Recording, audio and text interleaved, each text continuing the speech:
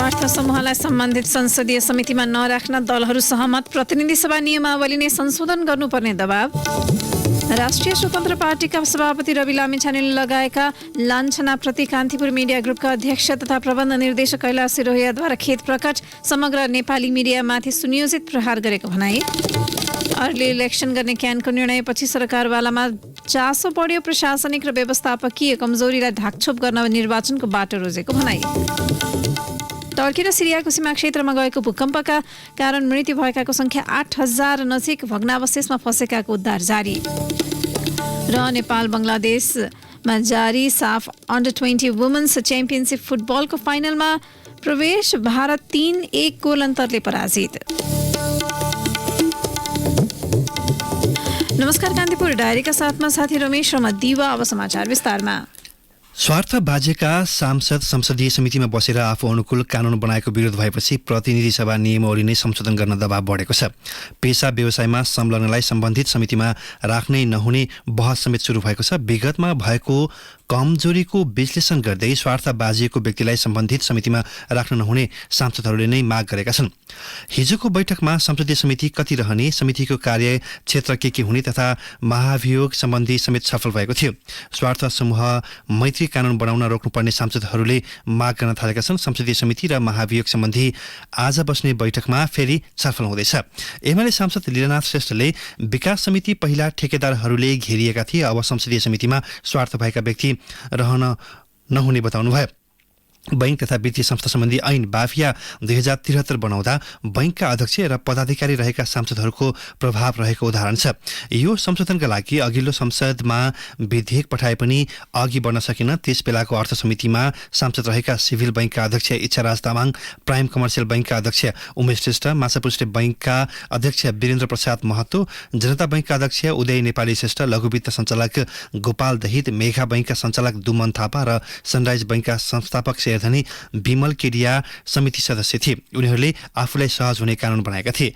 यसपालि प्रत्यक्ष र समानुपातिकबाट निर्वाचित कतिपय सांसद निर्माण व्यवसायी, निजी विद्यालय, कलेज तथा मेडिकल कलेज सञ्चालक, होटल तथा पर्यटन व्यवसायी, उद्योग सञ्चालक, बैंक वित्तीय संस्थाका अधिकारी, बीमा, जलविद्युत आयोजना, हवाई सेवा कम्पनी, रेमिटेन्स कम्पनी सम्बन्धित क्रसर सञ्चालक तथा म्यानपावर व्यवसायी छन्।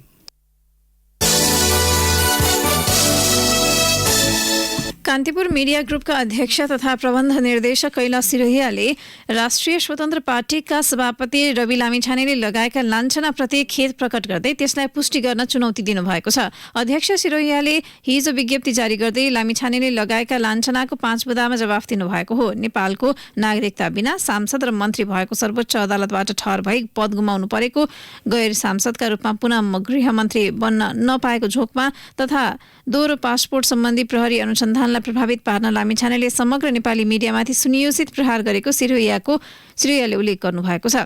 लामिछानेले गत आइतबार पत्रकार सम्मेलन गरी उनका विषयमा कानूनी रूपमा स्थापित तथ्यका आधारमा समाचार लेख्ने मूल धारका मिडिया सञ्चालक र पत्रकारको नामै किटान गरी लाञ्छना लगाएका थिए।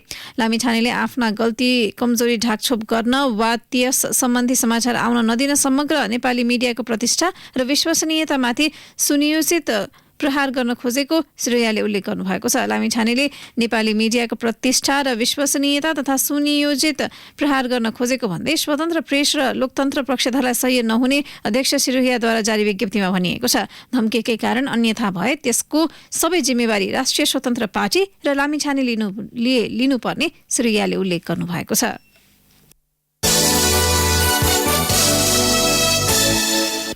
प्रधानमन्त्री पुष्पकमल दाहालले राष्ट्रपतिमा राष्ट्रिय सहमति खोज्नु र गृह मन्त्रालय नपाएको आवेगमा राष्ट्रिय स्वतन्त्र पार्टी सरकारबाट बाहिर हुनेले गठबन्धनको भविष्यमाथि प्रश्न उब्जिएको छ।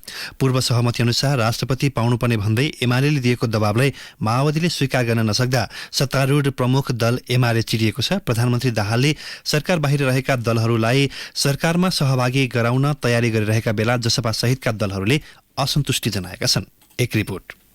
राष्ट्रपतिमा राष्ट्रिय सहमतिको खोजी गरिरहँदा प्रधानमन्त्री पुष्पकमल दाहाल सत्तारूढ गठबन्धनभित्रै चर्को दबावमा परेका छन्। राष्ट्रपतिको निर्वाचन नजिकै गर्दा प्रधानमन्त्री दाहाललाई सत्ता साझेदार दल नेकपा एमाले सरकार बनाउँदाको सहमति सम्झाइरहेको छ। मुख्य गरी नागरिकता विवादका कारण पदच्युत भएका राष्ट्रिय स्वतन्त्र पार्टीका सभापति रवि लामिछानेले आफ्ना पार्टीका सबै मन्त्री फिर्ता बोलाएपछि प्रधानमन्त्री दाहाल थप दबावमा परेका हुन्। राष्ट्रपति निर्वाचनको संघारमा सत्तारूढ संसदको चौथो दल नै सरकारबाट बाहिरिँदा दाहाल नेतृत्व सरकार दबावमा परेको प्रश्न देखिएको छ। माओवादी केन्द्रकी नेता अञ्जना विसुङके संवैधानिक विषयलाई राजनीतिक मुद्दा बनाएर आफ्नो पार्टीको नेतृत्वको सरकारलाई दबावमा पार्न खोजेको तर्क गर्छिन्। उनी सरकार बनाउँदा भएका सहमतिका नाममा प्रधानमन्त्रीलाई दबाव दिन नमिल्ने बताउँछिन्। प्रधानमन्त्री तिमीलाई बनाइदिए, त्यस कारणले गर्दाखेरि चाहिँ मैले जसरी पनि पेल्नु पर्छ र प्रधानमन्त्रीलाई चाहिँ प्रधानमन्त्रीकै हैसियत नै नदिकन चाहिँ प्रेसरमा राख्नुपर्छ भनेर चाहिँ फेरि सरकार चलाउन त सकिँदैन नि त।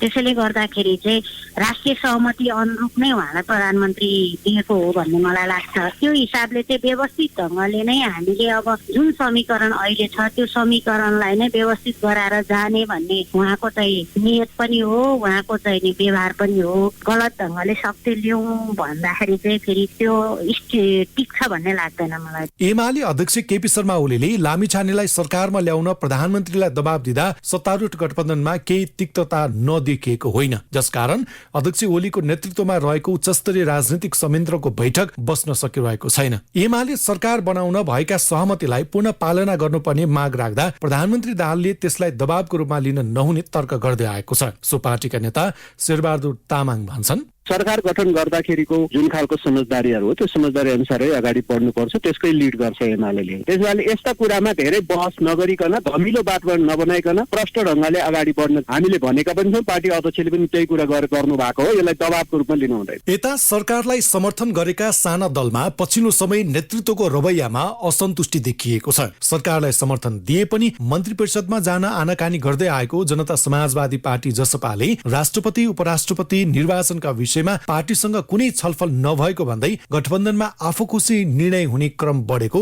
दावी गर्छ, जसले गठबन्धनमा समस्या आउने सो पार्टीको धारणा छ। जसपा प्रवक्ता मनिष सुमनले भने, प्रधानमन्त्रीजीलाई पनि छलफल गर्न आवश्यक छैन। मन्त्री परिषद विस्तार भयो नि, त्यसपछि कुनै प्रकारको छलफल भएको छैन।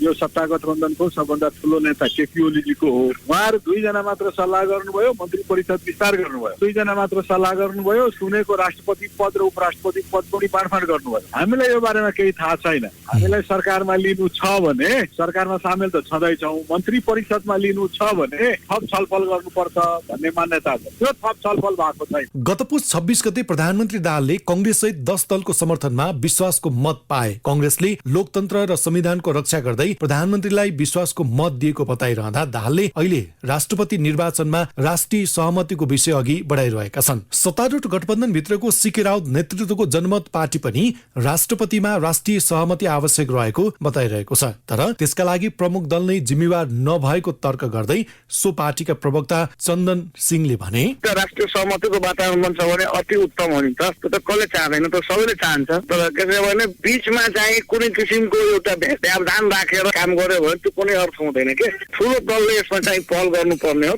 संघीय संसदको ठुलो दल नेपाली कांग्रेस राष्ट्रपति आफ्नो पक्षमा पार्ने दाउमा रहँदा सत्तारूढ एमाले अहिले प्रधानमन्त्रीलाई सरकार निर्माणमा भएको सहमति सम्झाइरहेको छ। सभामुख आफ्नो पोल्टामा पारेको एमाले राष्ट्रपति पनि आफ्नै पार्टीले लिनेमा ढुक्क छ। तर राष्ट्रिय स्वतन्त्र पार्टी सरकारबाट बाहिरिँदै गर्दा कतै राजनीतिले कोल्टे फेर्ने त होइन भन्ने एमाले भित्र संशय बढ्न थालेको छ। रेडियो कान्तिपुरका लागि सन्तोष गन्धर्व।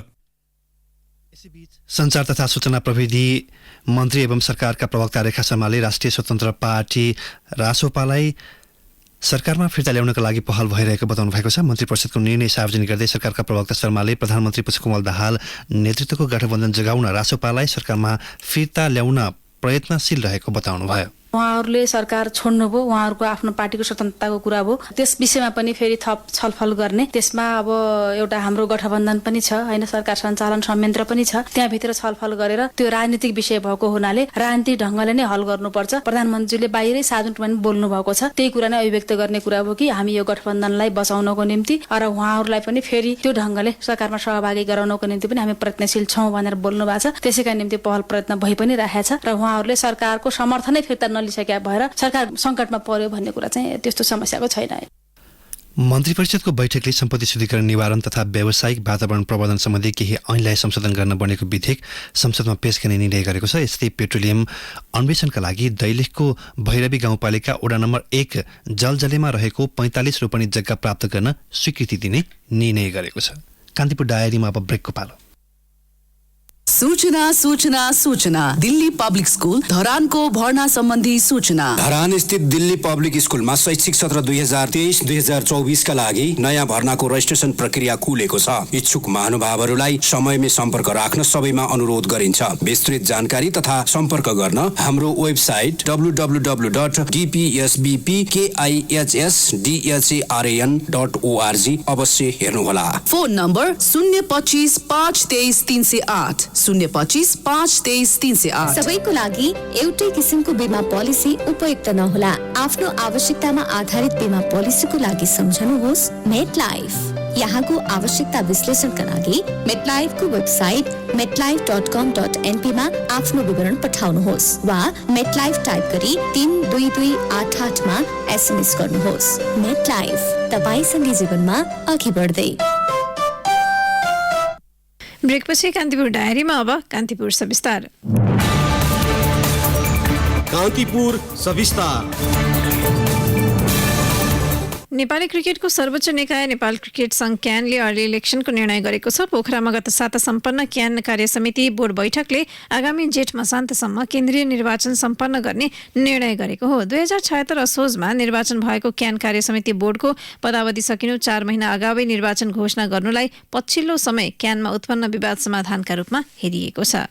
चतुरबहादुर चन्दले नेपाल क्रिकेट संघ क्यानको नेतृत्व सम्हालेको 4 वर्ष नपुग्दै केन्द्रीय निर्वाचनको घोषणा गरेका छन्। क्यानको विशेष साधारण सभा अर्को महिना कर्णाली प्रदेशको सुर्खेतमा हुने र आगामी जेठभित्र जिल्ला, प्रदेश र केन्द्रीय कार्य समितिको निर्वाचन सम्पन्न गर्ने निर्णय बोर्ड बैठकले गरेको थियो। अर्ली इलेक्सन किन गर्ने भन्ने बारे कार्य समिति बैठकले कुनै कारण खुलाएको छैन। पछिल्लो समय क्यानको कार्यशैलीमाथि थुप्रै प्रश्नहरू उब्जिएका छन्। यसलाई सल्टाउन क्यानले अर्ली इलेक्सनको बाटो रोजेको हुन सक्ने राष्ट्रिय टोलीका पूर्व कप्तान पवन अग्रवाल बताउँछन्। सायद अहिले अलिकति प्रब्लमहरू आइरहेछ, क्यानमा धेरै प्रश्नहरू उब्जिएको छ र अर्ली इलेक्सन गराएर एउटा नयाँ नेतृत्व बनाएर क्लिनअप गर्न खोज्नु भएको कि जस्तो देखिन्छ।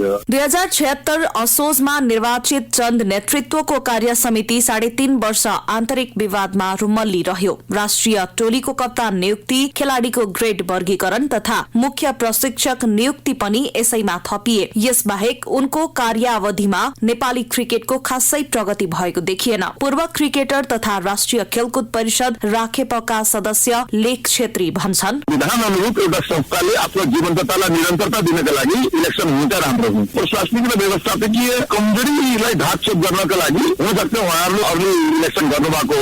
यही व्यक्तिहरू घुम्नु आएर गरे भने यो अर्ली इलेक्सनले पनि केही समस्याको समाधान देखिन्न। मलाई लाग्दैन कि यो प्रकारको जुन समस्या बारम्बार आइरहेछ यो समाधान हुन्छ। चन्द यसअघि 2072 मंसिरमा पनि क्यानको अध्यक्षमा निर्वाचित भएका थिए। सो समय राष्ट्रिय खेलकुद परिषद राखेप र क्यान बीचको विवादका कारण चन्द नेतृत्वको कार्य समितिले काम गर्न पाएन। क्यान र राखेप बीचको विवाद अन्तर्राष्ट्रिय क्रिकेट महासंघ ICC सम्म पुग्यो। राजनैतिक हस्तक्षेप र अदूरदर्शी खेल नेतृत्वका कारण नेपाली क्रिकेट पहिलो पटक विश्व सामु कलंकित बन्न पुग्यो। ICCले 2073 वैशाख 13 मा क्यानमाथि प्रतिबन्ध लगायो। करिब 3.5 वर्षपछि ICCले क्यानमाथिको निलम्बन फुकुवा गरेपछि 2076 मा फेरि चन्द क्यानको नेतृत्व सम्हाल्न आइपुगे। यसपटक क्यानभित्र उत्पन्न विवाद तथ्य प्रमाण र सफाईका आधारमा क्रमशः समाधान हुँदै जाने र फ्रेश इलेक्सनबाट क्यानलाई अघि बढाउने अध्यक्ष चन्द बताउँछन्। विवादहरू चाहिँ आएको हो कि विवादमा बस्नुभन्दा यस इलेक्सनको माध्यमबाट त्यो क्रिकेट जगतले जसलाई बनाउँछ जसलाई पचाउँछ उहाँले त्यो पार्टीले चलाउनु हुन्छ भनेर हाम्रो 3 महिनाभित्रै गर्ने लक्ष्य थियो। तर 3 महिनासम्ममा चाहिँ उनीहरूले इम्पोर्टेन्ट टिमहरू प्रधानमन्त्रीहरू भयो उनीहरूले सबै डिस्टर्ब गर्छ भने क्रिकेट गतिविधिको सत्ताहरू चाहिँ इलेक्सनतिर लाग्नुहुन्न भन्ने खालको भएर जेठ मसान्तभित्रै 4 महिना अगाडि नै क्यानको विशेष साधारण सभा मार्फत नयाँ कार्यसमिति गठन गर्नुपर्छ भन्ने बोर्डले पनि प्रस्ताव गरेको। चन्द नेतृत्वले आफ्नो कार्यकाल बाँकी रहँदै अर्ली इलेक्सनको निर्णय गर्नुलाई शंकाको दृष्टिले हेरिएको क्यान केन्द्रीय सदस्यहरू बताउँछन्। कार्यसमितिको यस्तो हरकतबाट आईसीसी र राखेपको नजरमा क्यानप्रति अविश्वासको वातावरण सृजना भएको केन्द्रीय सदस्य चुम्बी लामाले बताए। उनले भने बहुमतको आधारमा जबरजस्ती तरिकाले चाहिँ निर्णय गरेर नेपाल क्रिकेट संघ चाहिँ आज एकपछि अर्को विवादास्पद अवस्थामा पुगेको छ। गल्ती गरे भनेर आफैले नै रियलाइज गरिसकेपछि त्यो ठाउँमा बस्नु चाहिँ नैतिक हिसाबले दिन जस्तो मलाई लाग्दैन। समय अवधि बाँकी रहँदै इलेक्सन किन भन्ने कुरा चाहिँ क्वेसन मार्क छ। विभिन्न विवादहरूमा चाहिँ तर धेरै कुराहरू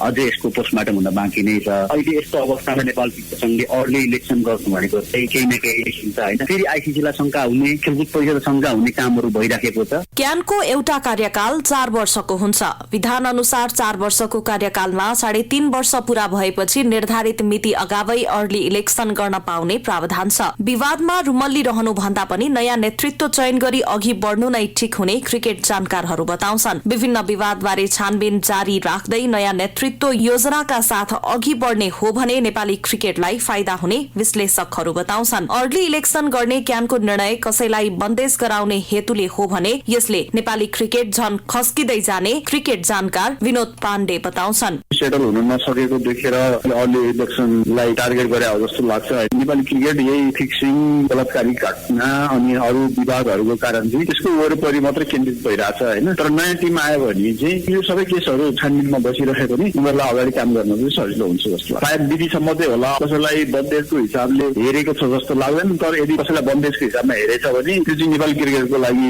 चाहिँ राम्रो गर्दैन। क्यानको 44 जिल्लामा जिल्ला कमिटी विस्तारित छ। आगामी निर्वाचनमा साविकको 39 जिल्लाबाट मात्र मताधिकार प्रतिनिधि सहभागी हुनेछन्। कर्णालीको जाजरकोट, रुकुम पश्चिम र सल्यान तथा गण्डकीको बागलुङ र पर्वतलाई जिल्ला सदस्यका रूपमा विस्तार गर्ने निर्णय यही कार्यकालमा भएका कारण उनीहरूको मताधिकार सहितको उपस्थिति हुने छैन। कार्य समितिका 2 जना उपाध्यक्ष र सचिवले राजीनामा दिएका कारण यस पटकको निर्वाचनमा निर्वाचित 17 मध्ये 15 जनाले पात्र नयाँ कार्य समितिका लागि मतदान गर्नेछन्। 39 जिल्लाबाट 1 प्रतिनिधि, 7 वटा प्रदेशबाट 21 जना र कार्य समितिका 15 जनाले नयाँ कार्य समितिका लागि मतदान गर्न पाउँछन्। रेडियो कान्तिपुरका लागि पूजनी श्रेष्ठ।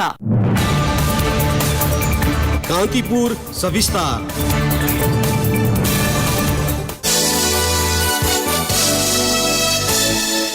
विश्वासको मतका लागि अनिश्चितताको सामना गरिरहेका सुदूरपश्चिमका मुख्यमन्त्री राजेन्द्र सिंह रावलले आज विश्वासको मत लिने प्रदेशसभा सचिवालयमा जानकारी गराउनु भएको छ। तर निर्णायक रहेको नागरिक उन्मुक्ति पार्टीको हिजोको आन्तरिक छलफलपछि मत नदिने अड्डी सार्वजनिक गर्दा मुख्यमन्त्रीले विश्वासको मत पाउने नपाउने अन्यल झन बढेको छ। पुस 27मा मुख्यमन्त्री नियुक्त भएका रावलले भोलिभित्र विश्वासको मत लिनै पर्ने संवैधानिक व्यवस्था छ। नागरिक उन्मुक्तिका संरक्षक रेशम चौधरीले प्रदेश र संघीय सांसदहरूलाई हिजो काठमाडौँ बोलाएर दिनभर कारागारमै छलफल गरेका थिए। त्यसक्रममा उनले मुख्यमन्त्रीलाई विश्वासको मत नदिन निर्देशन दिएका छन्। नागरिक उन्मुक्तिका प्रवक्ता दामोदर पण्डितले भन्नुभयो, पहिले जेलको ढोका खुलोस् त्यसपछि मात्र सरकारको ढोका खोल्छौं भन्ने निर्देशन दिनुभएको छ। अहिलेसम्मको अपडेट त्यही हो। हेरौं केही घण्टा अझै पनि बाँकी छ, केही प्रगति भइहाल्छ कि। प्रदेश सांसदहरू सरकारमा जान चाहेको तर रेशम चौधरीले आफ्नो रिहाई नभएसम्म सरकारमा सहभागिता मात्रै नभई मुख्यमन्त्रीलाई विश्वासको मत समेत नदिन निर्देशन दिइरहेको पार्टीकै एक सांसदले बताएका छन्।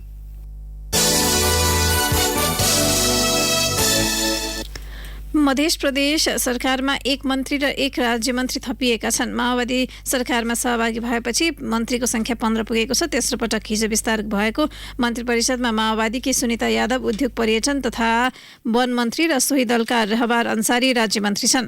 मन्त्रीको संख्या कम गर्ने नीति विपरीत मुख्यमन्त्री सरोज कुमार यादवले मन्त्री थप्नकै लागि हरेक जस्तो मन्त्रालय टुक्राएका छन्। मन्त्रीको संख्या बढेपछि नयाँ मन्त्रालय कहाँ राख्ने समस्या छ। शपथ लिएका मन्त्री जनकपुरका होटल तथा गृह जिल्ला पुगेर बस्न बाध्य छन्। मध्य प्रदेशमा जसपा नेतृत्वमा एमाले जनमत पार्टी माओवादी र स्वतन्त्र सांसद सरकारमा छन्। दलीय भागभण्डा मिलाउन र दलभित्रको द्वन्द्व समाधानका लागि जम्बो मन्त्री परिषद बनाइएको छ। कान्तिपुर डायरीमा अब ब्रेकको पालो।